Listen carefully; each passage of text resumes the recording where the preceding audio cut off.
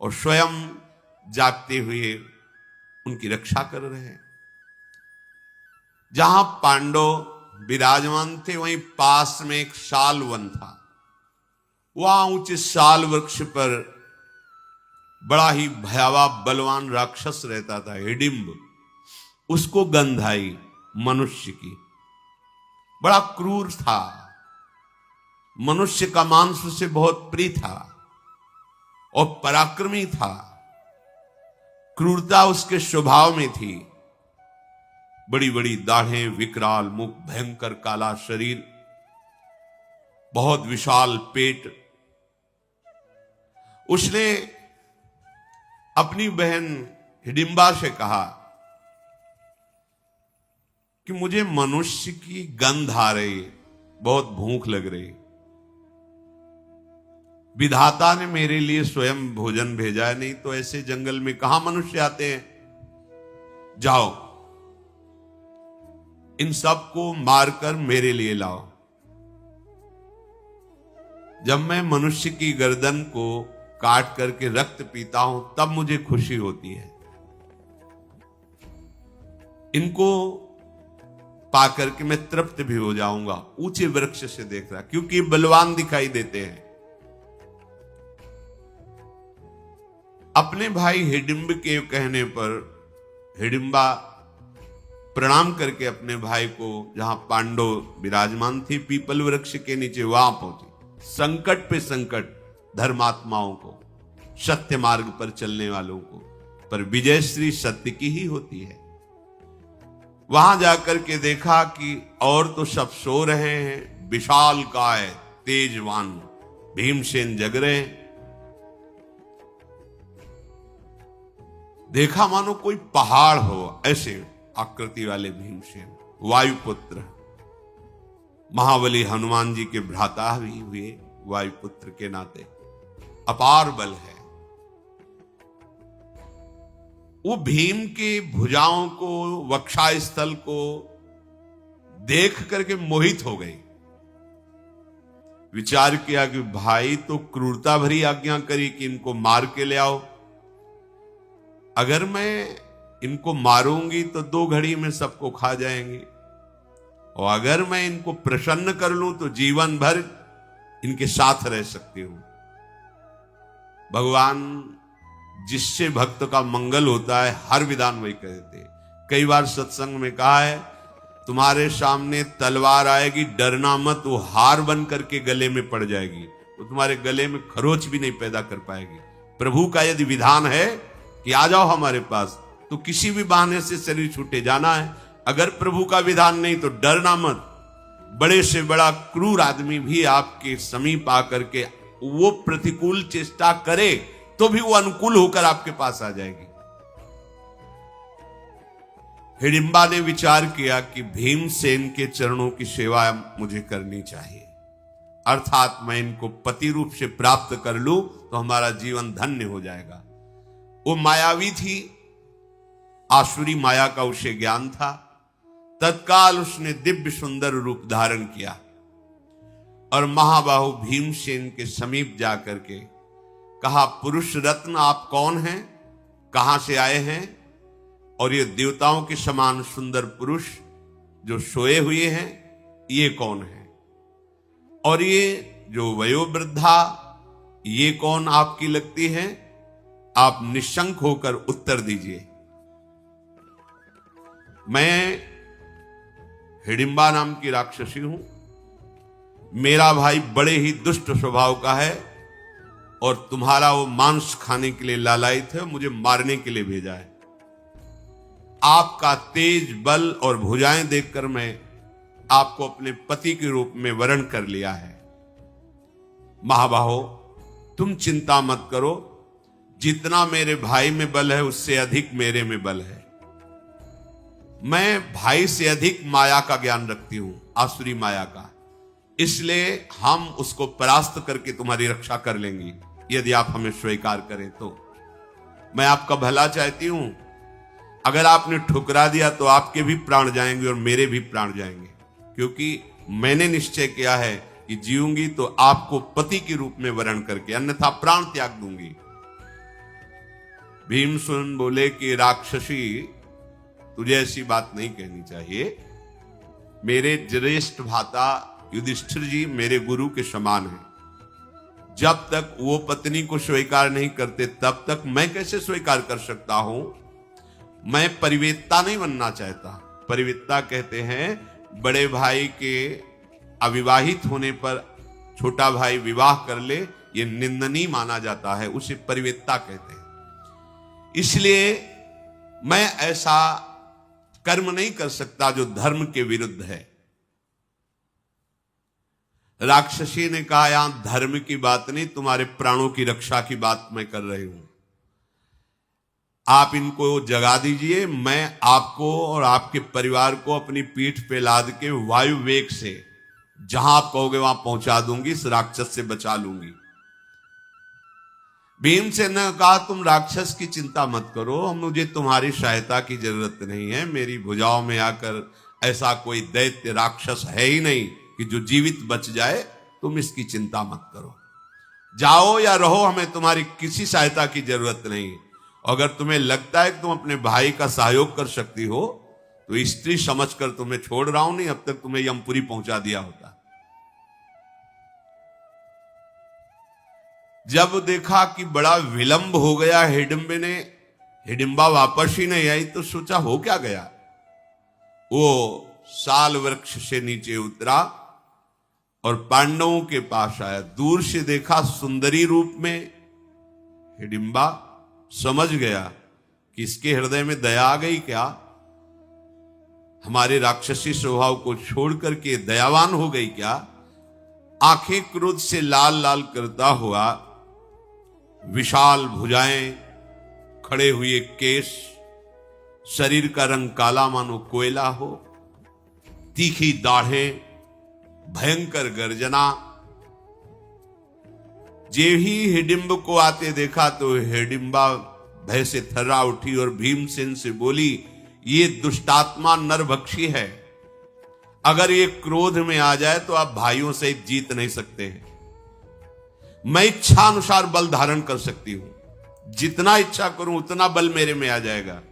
आप सब तुरंत मेरे कटि प्रदेश में बैठिए पीठ में, और मैं अभी आपको मन के वेग से जहां आप कहोगे वहीं पहुंचा दूंगी।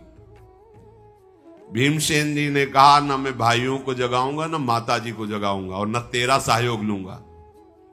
ये हमारे क्षत्रिय धर्म के खिलाफ है कि तुम स्त्रियों का हम सहयोग ले, ऐसा नहीं। तुम्हारी रक्षा करना हमारा धर्म बनता है। ये नीच राक्षस के आक्रमण मेरा सह सकेगा?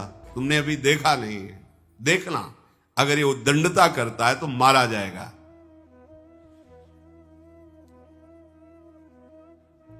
हिडिंबा ने कहा कि मुझे तो आप देवताओं के समान बड़े कोमल दिखाई दे रहे हैं, तुम मनुष्य हो, जानते नहीं हो राक्षसों के प्रभाव को, मैं जानती हूं।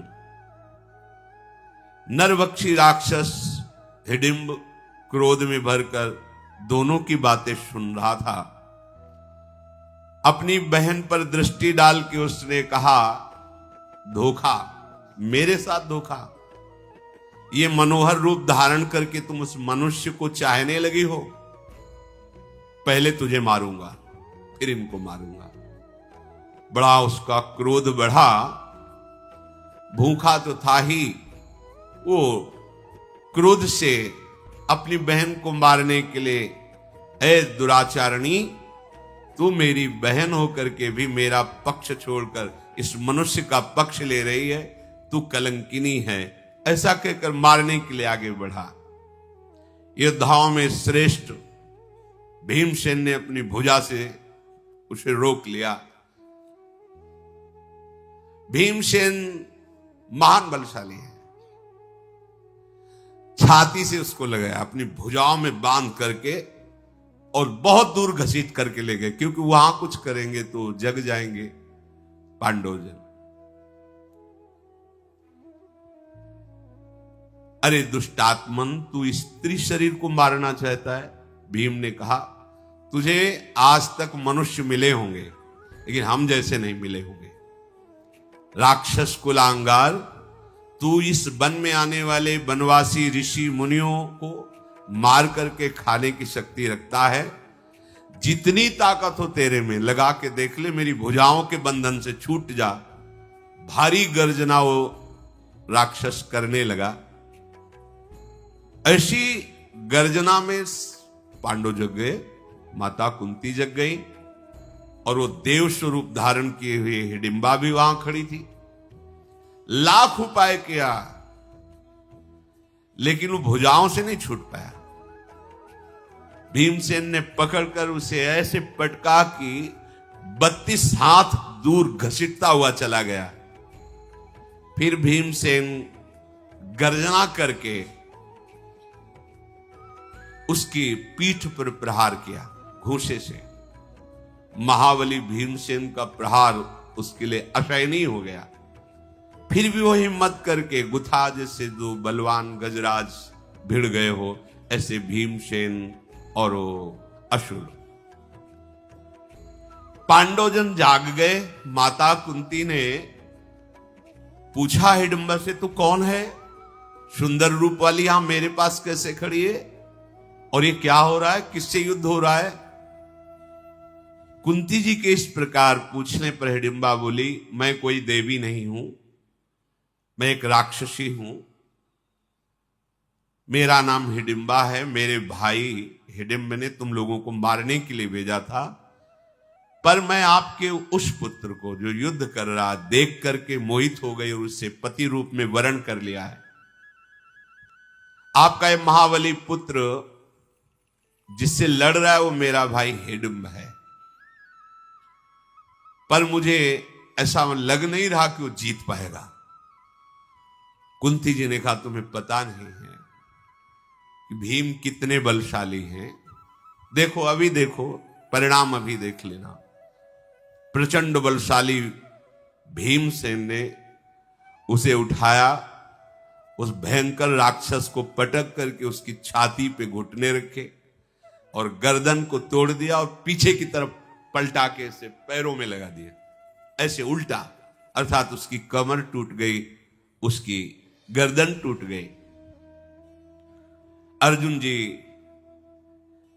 धनुष पर बाण चढ़ाए हुए बिल्कुल खड़े थे कि यदि कहीं ऐसा होता है तो मेरे द्वारा ये मारा जाएगा, पर ये देख करके कि भीमसेन के द्वारा ही मारा गया।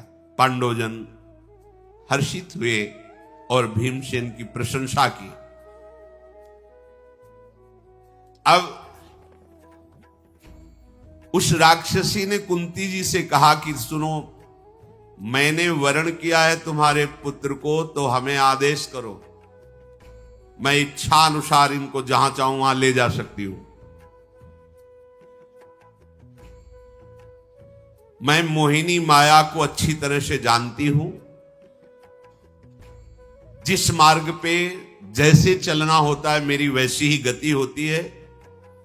बहुत दूर की बात, भूत की बात, भविष्य की बात, वर्तमान की बात, तीनों कालों का मुझे ज्ञान है। मैं हाथ जोड़ के कहती हूं कि मैंने आपके पुत्र को पति रूप में वरण किया है। कुंती माता ने युधिष्ठिर जी से कहा, तुम धर्म के विषय को जानते हो, तुम्हारा क्या निर्णय है? ये कह रही कि भीमसेन को पति रूप में मैंने वरण किया है, क्या तुम्हारा आदेश है? हिडिंबा ने कहा, पहले मेरी और बात सुन लीजिए। आजीवन मैं तुम्हारी दासी रहूंगी। जहां स्मरण जप करोगे मैं उपस्थित हो जाऊंगी। कोई ऐसा स्थान नहीं जहां मैं जा न सकूं, आपको ले न जा सकूं। यातधानी माया, निशाचरी माया, सब मायाओं का मुझे ज्ञान है। मैं कोई साधारण राक्षसी नहीं हूं। मेरा नाम सालकंठकटी है। मैं दिव्य हूं, यहां इस रूप में रहती थी। मेरी कांति देवताओं से भी बढ़कर है, मेरी सामर्थ्य देवताओं से भी बढ़कर के है। और मेरे संयोग से जो पुत्र होगा वो त्रिभुवन में महाबली होगा, तुम्हारे बहुत काम आएगा। इसलिए मैं प्रार्थना करती हूं कि कहीं तुम मेरी बात को अस्वीकार मत कर देना। भूत भविष्य वर्तमान सब घटनाओं को मैं प्रत्यक्ष की तरह देखती हूं। अगर मेरी बात स्वीकार करते हो तो मैं आगे का मार्ग बताती हूं। आगे एक सरोवर है, उसका जल ऐसा है पी लेने पर तुम्हें भूख थकान ये परेशान नहीं करेगी। जो ही आप उस सरोवर में जल पीकर आगे बढ़ेंगे भगवान व्यास देव जी का मिलन होगा। ये मैं सब देख रही हूं। देखो ये सिद्धियां तो राक्षसों में भी होती हैं। हमारे मन में क्या चल रहा है आगे क्या? सबसे बड़ी सिद्धि है भगवान का प्रेम प्राप्त कर लेना। ये दुर्लभ बात होती है। संसार के अस्तित्व को मिटाकर एकमात्र सच्चिदानंद भगवान का साक्षात्कार कर लेना, ये दुर्लभ बात होती है। अपने लोग छोटी छोटी बातों में क्या ऐसी बातें तो राक्षसियां देख रही हैं। मैं यहां से देख रही हूं आगे सरोवर है, वाह उसका जल ऐसा है, भगवान व्यास देव जी तुम्हें मिलेंगे। सब बातें भूत भविष्य वर्तमान की, अंतर ध्यान हो जाना, दूर देश तक पहुंचा देना, ये सब जो योग की सिद्धियां हो तो प्राप्त है उस मायावी राक्षसी को। ये कोई चमत्कार नहीं, चमत्कार है राधा राधा राधा। आंखों से अश्रु बह रहे, रोमांच हो रहा है और श्यामा श्याम की याद में तुम विकल हो रहे हो। ये सबसे बड़ा चमत्कार। अनंत जन्मों के मलिन अंतःकरण ने अगर एक बार भी राधा बोलने की इच्छा कर ली, ये चमत्कार हो गया। ये चमत्कार अविनाशी है। ये छोटी मोटी बातें अपने लोग बहुत छोटी स्थिति के हैं, जरा सी बात के लिए सोचते कोई हमारा दुख हटा देगा। जब हमारे मन की बात जान गई तो हटा। 24 घंटे तुम अपने मन की बात जानते हो, तुम नहीं जानते अपने मन की बात। क्या खास बात हो गई? पांच भौतिक पर्दा लगा हुआ शरीरों में, एक ही मन सृष्टि में है, वो अंश रूप से सब जगह विभाजित होकर चल रहा है। उसमें तदात्म हो जाओ, पूरी सृष्टि के मन की बात जान लोगे। क्या हो जाएगा इससे? हो क्या जाएगा? मन की बात जान लेने से कुछ हो जाएगा क्या?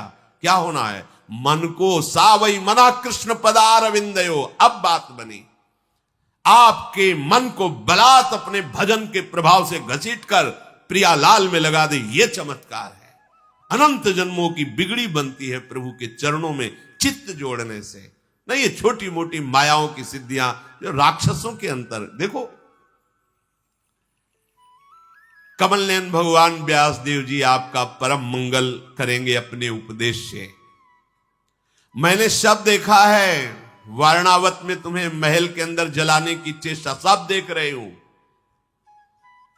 ये क्यों बताया? कि विश्वास हो जाए कि मैं इतनी सामर्थ्यशाली हूं। हिडिंबा का ये वचन सुनकर कुंती देवी प्रभावित हो गई कि ऐसे संकट में भगवान ने ही इसे भेजा है। युधिष्ठिर जी से कहा, धर्मात्माओं में श्रेष्ठ बेटा,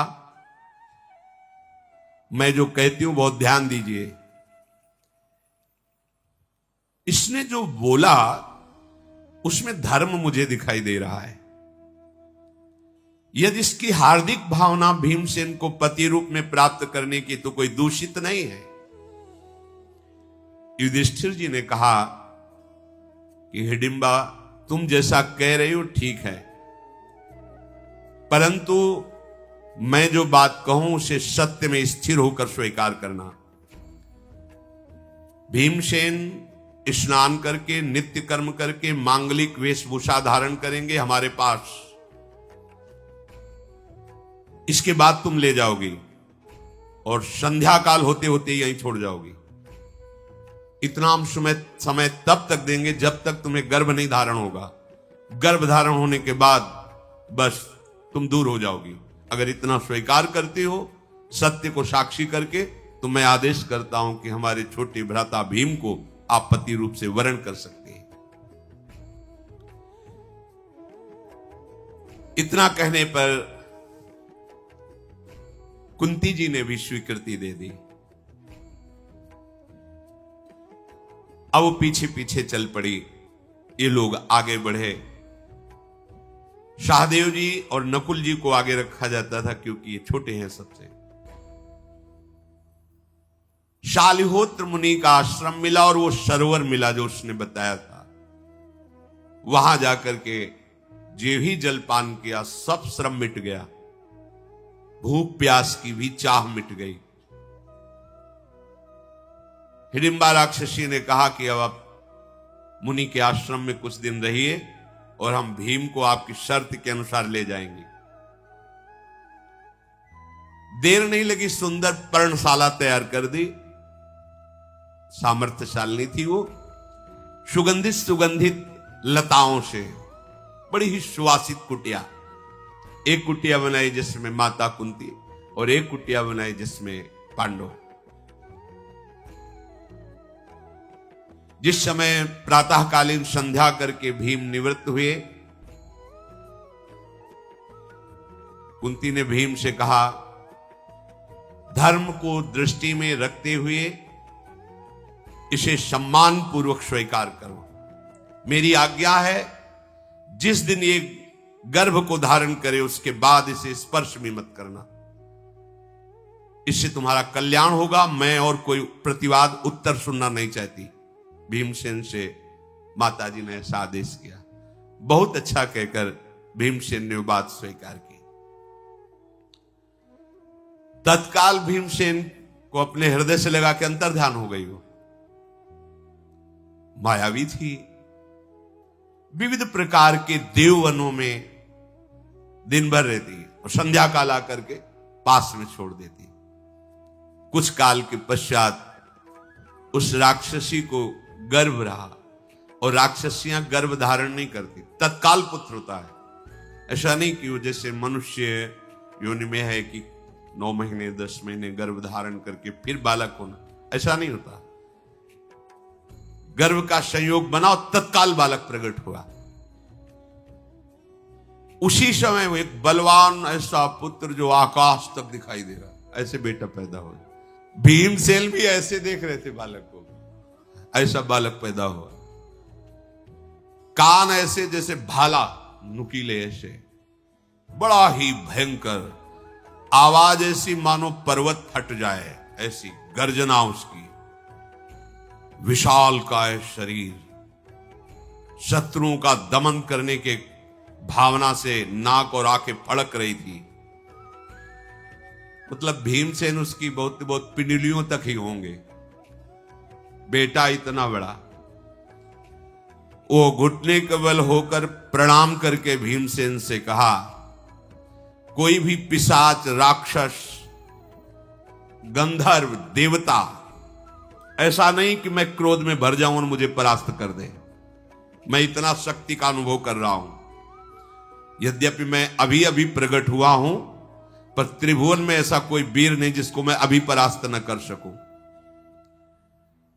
राक्षसियां जब गर्भ धारण करती तो तत्काल उसको जन्म दे देती हैं, और इच्छानुसार रूप धारण करने में ये समर्थ होती है। हाथ जोड़ करके भीम से उसने कहा कि जब आप हमें बुलाएंगे तब हम उपस्थित हो जाएंगे। जो सेवा कहेंगे वो हमारे लिए कोई ऐसा नहीं होगा कि मैं नहीं कर पाऊंगा, पर मेरा नाम तो रख दो। तो घटो हास्योत्कच इति माता तम प्रत्यभाषत अब्रवीत तेन नामस्य घटोत्कच इति स्महा। खोपड़ी में एक भी बाल नहीं, विशाल का एक खोपड़ी है। उत्कच माने घट, बाल रहित, केश रहित, इसलिए घटोत्कच। कच माने होता बाल, घटो एकदम एक भी बाल नहीं, बाल रहित सिर होने के कारण उसका नाम घटोत्कच रखा गया।